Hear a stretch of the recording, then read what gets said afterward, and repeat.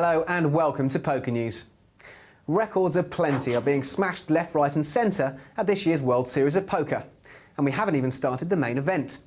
Phil Hellmuth kicked off the record-breaking spree by becoming the first person to make 50 cash finishes. Well, now it's the turn of 22-year-old Australian Mark Voss. The plucky young player, who is the most recent addition to the Full Tilt gang of pros, has also become the youngest ever player to win a bracelet.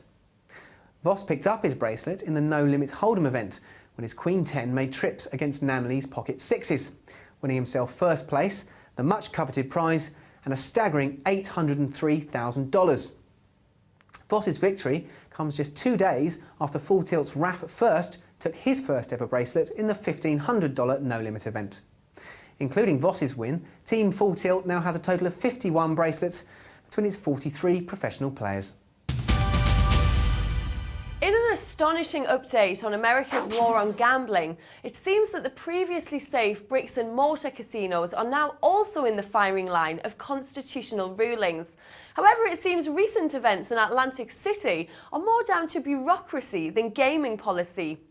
All 12 of Atlantic City's bricks and mortar casinos were closed last Wednesday due to a New Jersey state budget impasse that has shuttered all but essential state government offices.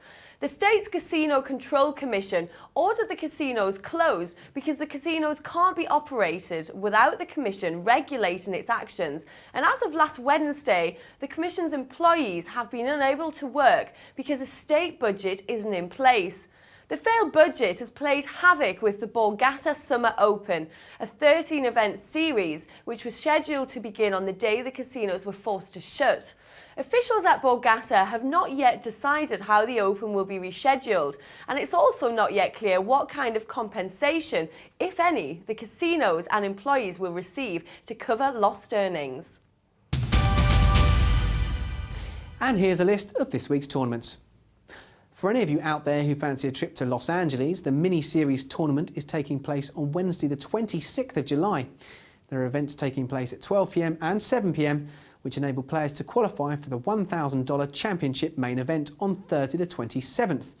It all takes place at the Bicycle Casino, California. However, if you want to be part of the WSOP and have a spare 10 grand for the buy-in, then on Friday the 28th of July at 12 p.m, the No Limit World Championships are taking place at the Rio Hotel and Casino in Las Vegas. And finally, if you don't wish to spend quite so much but would like to get out of the UK, why not visit the Spanish Canary Islands on Friday the 28th till Sunday the 30th of July. It's a main event No Limit Hold'em game with a buy-in of €300 and allows 2 rebuys and add-ons. The event takes place at the Casino Melenares and the event is called the Campeonato de España. Further, the 2 players to go all in the most during this event automatically get free entry to the Matador Competition Grand Final. Poker has exploded the world over. There are hundreds of tournaments offering big cash prizes up and down most countries. But which one can truly say that the winner is the best poker player in the world ever? Without doubt, the World Series of Poker. Absolutely. It has been from, I think, mid-70s. This year there's the $50,000 horse event, which everyone's talking about, and a lot of the big players think that there's more skill involved in that with the different games and the higher buy-in. It kind of brings it back to the sort of high roller tradition of the World Series. The World Series, without a shadow of a doubt. The WPT Championship at Bellagio, where they get 50k in starting chips, is the best way of determining who's the best tournament player as such, because the deep stacks allows for more play. And finally, poker and petrol come together again, well, only in America. A multiplayer poker and gasoline advocate website have come up with a stroke of marketing genius. They get their customers to play Texas Hold'em online for free, with the chance of winning $50,000 worth of gasoline or other items. Here's an idea. How about having a site that allows people to play poker against each other for real money? Nah, they'll never catch on. That's all from me. I'll see you next time.